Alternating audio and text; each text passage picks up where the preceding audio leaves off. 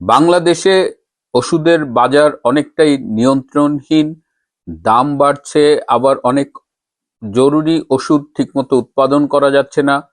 ডলারের সাথে বাংলাদেশি টাকার যে মানের হার, এলসি করতে যে সমস্যা, নানা রকমের জটিলতায় ভুগছে ওষুধ শিল্প খাত। তার সাথে নতুন আরেকটি সমস্যা যোগ হয়েছে, যে সমস্যাটা নিয়ে আজকে কথা বলবো। এছাড়াও রংপুরে যে 4টি হত্যাকাণ্ড সংঘটিত হয়েছে, এই 4 খুন নিয়ে অনেক প্রশ্ন উঠে এসেছে। আজ সে বিষয়ে কিছু কথা বলবো, শেষ পর্যন্ত সাথে থাকবেন।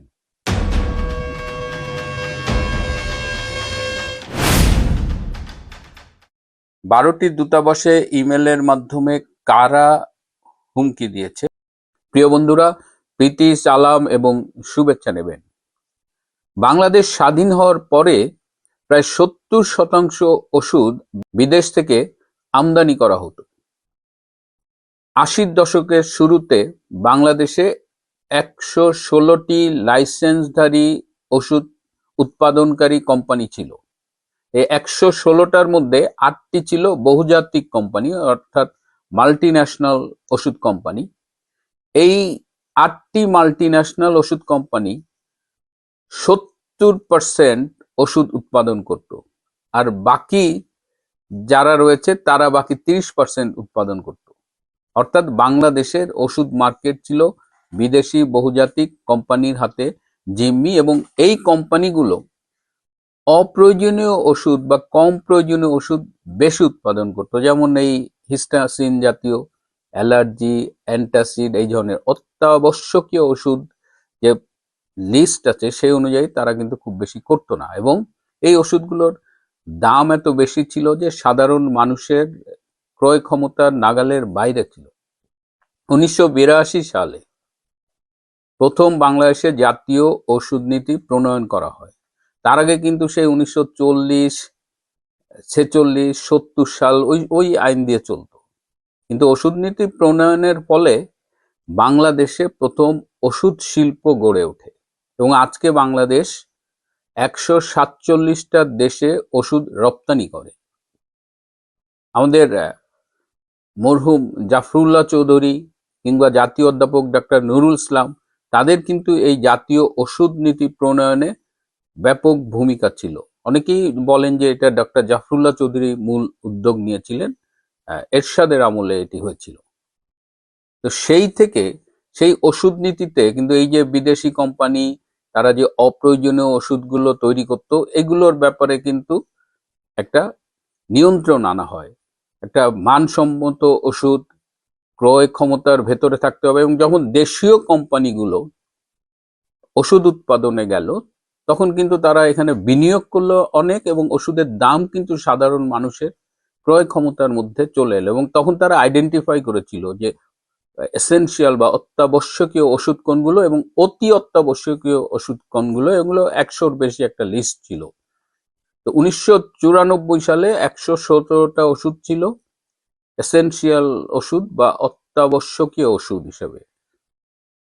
সেই 94 সালের পর থেকে আজ পর্যন্ত সেই তালিকাটা কিন্তু আপডেট করা হয়নি।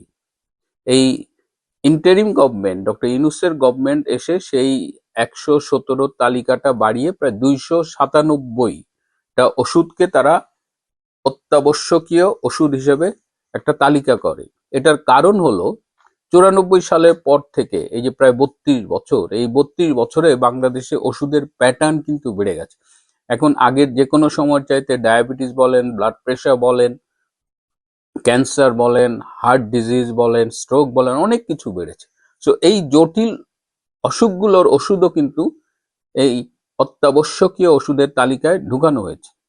কিন্তু আমরা দেখলাম এই মাসের শুরুতে এই তারেক রহমানের সরকার, তারা এই যে রিভাইজ যে তালিকা করা হয়েছে 297টা অত্যাবশ্যকীয় ওষুধ, সেটি তারা বাতিল করে দিয়েছে।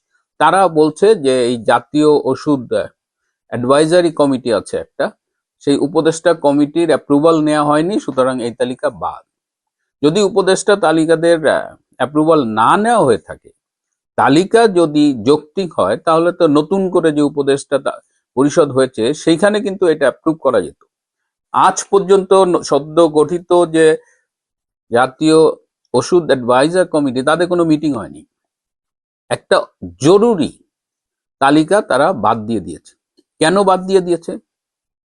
কারণ এই এসেনশিয়াল লিস্টটা যখন করে যে এই ওষুধটা জরুরি বা অত্যাবশ্যকীয় ওষুধ, প্রয়োজনীয় ওষুধ, তখন তার দামটা সরকার নির্ধারণ করে দেয়। তার উৎপাদন খরচ এবং মুনাফা একটা হিসাব করে, অর্থাৎ যে ওষুধটা আমাদের জন্য খুব প্রয়োজনীয় সেটি এই লিস্টে ঢোকে এবং তার দামটা ফিক্স থাকে।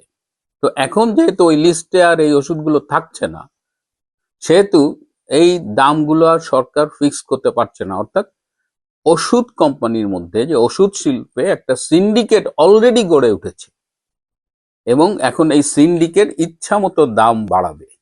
তার মানে দিনের শেষে ক্ষতিগ্রস্ত হবে সাধারণ মানুষ, আর এই সিন্ডিকেট যে মানুষের পকেট কেটে টাকাগুলো নেবে তার একটা ভাগ চলে যাবে আমাদের স্বাস্থ্যমন্ত্রী এবং এমনকি তার উপরেও আছে। কারণ এই সরকারের অতীত হলো কমিশন 10%, অনেক কিছু আমরা শুনেছি তারেক রহমানের সাথে নামে। সুতরাং এখন আমরা দেখতে পাচ্ছি যে এখন এই সরকার পলিসি লেভেলে এমন একটা ব্যবস্থা করছে যাতে সাধারণ মানুষের আরো ক্ষতি হয়। এমনিতেই একটা গবেষণায় দেখা গেছে যে সমস্ত চিকিৎসা ব্যয়ের প্রায় 65% হলো মানুষ ওষুধ কেনার পেছনে ব্যয় করে। মানে আপনার যদি টোটাল ট্রিটমেন্ট কস্ট 100 টাকা হয়, তাহলে 65 টাকাই হবে আপনার ওষুধ কিনতে গিয়ে।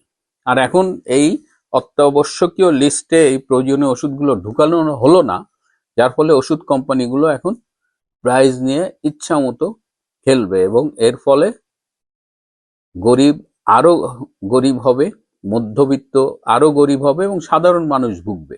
কিন্তু যেখানে কমিশন আছে, যেখানে নগদ নারায়ণ আছে, সেখানে এই সরকার সাধারণ মানুষের কথা অতীতেও ভাবেনি, এখনো ভাবছে না। আরেকটি যেটি কথা বলছিলাম, এই রংপুরের যে 4টি খুন, গণপতি চক্রবর্তী, প্রীতিলতা চক্রবর্তী, তার স্ত্রী এবং তাদের ছেলে মেয়ে আগামী চক্রবর্তী এবং আয়ুষ চক্রবর্তী, এই 4টি খুন, এই খুন নিয়ে এখন কিন্তু অনেকগুলো প্রশ্ন উঠছে। যে কোনো একটা অপরাধ হলে, বিশেষ করে হত্যাকাণ্ড হলে, সেখানে পোস্টমর্টেম একটা খুব ইম্পর্টেন্ট রোল প্লে করে। সেখানে ফরেন্সিক এক্সামিনেশন গুলো খুব ইম্পর্টেন্ট রোল প্লে করে, আলামত সংগ্রহ করা, তার এক্সামিন করা। কিন্তু এই সরকার দেখলাম ঘটনা ঘটবার পরপরই দুজন ছেলেকে ইয়াবা সেবী বলে তাদের মুখে স্বীকারোক্তি এনে পুরা দায়টা তাদের উপরে চাপিয়ে দিল। অথচ পোস্টমর্টেম করেছে যিনি, তার সময় যে ডোম উপস্থিত ছিল, সে বলছে যে প্রীতিলতা চক্রবর্তী এবং আগামী চক্রবর্তী দুজনেরই যোনিতে বীর্যের উপস্থিতি পাওয়া গেছে। ইট ইন্ডিকেটস যে তারা হত্যার আগে, খুন হবার আগে ধর্ষিত হয়েছিলেন। তাদের মুখ বিকৃত, তাদের জবাইয়ের চিহ্ন পাওয়া গেছে। অথচ সরকার তাড়াহুড়া করে তাদের লাশটা দাহ করবার ব্যবস্থা করা হয়েছে এবং ডাক্তারকে দিয়ে তারা একটি অসম্পূর্ণ, অস্পষ্ট পোস্টমর্টেম রিপোর্ট লিখিয়েছে। আপনাদের একটি কথা আমি মনে করিয়ে দিতে চাই যে 2016 সালের 1 জুলাই যে হলি আর্টিজান রেস্টুরেন্টে যে জঙ্গি হামলা হয়েছিল, সেখানে একজন জঙ্গি ছিল নিব্রাস ইসলাম। সেই নিব্রাস ইসলাম এই হলি আর্টিজানে আক্রমণ করার আগে সে ঝিনাইদহে ছিল এবং সে ঝিনাইদহে থাকাকালীন দুজন পুরোহিত, তারপরে অন্য ধর্মের গুরু এবং বেশ কয়েকজনকে খুন করা হয়েছিল এবং ওই সকল খুনের সাথে এই নিব্রাস জড়িত ছিল। এই রংপুরের হত্যাকাণ্ডের প্যাটার্ন দেখে মনে হচ্ছে যে এটা স্বাভাবিক কোনো হত্যাকাণ্ড নয়, এটা জঙ্গিদের দ্বারা সংগঠিত একটি সুপরিকল্পিত হত্যাকাণ্ড। এখন এই যে রংপুরে ঘটলো সংখ্যালঘুদের উপরে এই অত্যাচার, এটা কিন্তু অনেক কিছু ইন্ডিকেট করে। আমি আশঙ্কা করছি যে সেপ্টেম্বর অক্টোবরে দেশে এই ধরনের খুন খারাপি অনেক বেড়ে যাবে, জঙ্গিদের তৎপরতা অনেক বেড়ে যাবে। তাহলে সরকার কেন এদের প্রশ্রয় দিচ্ছে? সরকার কেন প্রকৃত ঘটনা আড়াল করতে চাইছে? ইট ইন্ডিকেটস যে সরকারও এই জঙ্গিদের পৃষ্ঠপোষকতা করছে। যদি সরকারি পৃষ্ঠপোষকতা না থাকতো, তাহলে এই হত্যাকাণ্ড নিয়ে পুলিশ এবং আইন শৃঙ্খলা রক্ষাকারী বাহিনী এরকম ন্যাক্কারজনক ঘটনা ঘটাতো না। এবং যে পুলিশের যে কর্মকর্তাটি কাঁদলেন, বোঝাই যাচ্ছিল যে এই কান্নাটি একটি মেকি কান্না। সরকার সাপের লেজ দিয়ে কান চুলকাচ্ছে, যেভাবে জঙ্গিদের পৃষ্ঠপোষকতা করছে। এবং একটি সূত্র জানালো যে ঢাকা শহরে এই মুহূর্তে 24,000 জঙ্গি অত্যাধুনিক অস্ত্রশস্ত্র নিয়ে অবস্থান করছে। এই জঙ্গিরা আজ হোক কাল হোক বর্তমান সরকারকেও টার্গেট করবে, অন্তত বর্তমান বিশ্বের বাস্তবতা তাই বলে। প্রিয় বন্ধুরা, আজ এ পর্যন্তই। ভালো থাকবেন, সুস্থ থাকবেন, তার চেয়েও জরুরি হলো নিরাপদে থাকবেন। সবাইকে অনেক ধন্যবাদ।